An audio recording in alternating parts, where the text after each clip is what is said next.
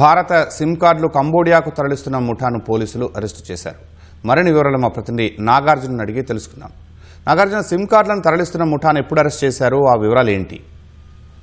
నిన్న ఉదయం శంషాబాద్ ఎయిర్పోర్ట్ లో ఒక వ్యక్తి 198 సిమ్ కార్డులను కంబోడియా వెళ్లేందుకు ప్రయత్నించిన ఒక ప్రయాణికుని పోలీసులు ఇమిగ్రేషన్ అధికారులు అడుగుతున్నారు.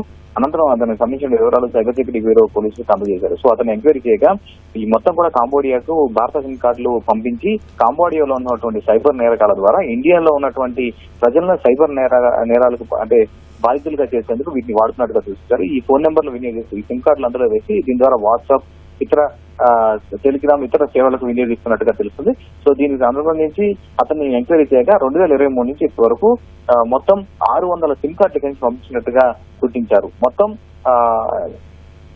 5 నిందితులు అందులో అరెస్ట్ చేశారు. రిజ్వాన్, అష్రఫ్ అలీ, సోహిల్, అతీక్ అహ్మద్, నూనె అశోక్ లను ఇందులో అరెస్ట్ చేశారు.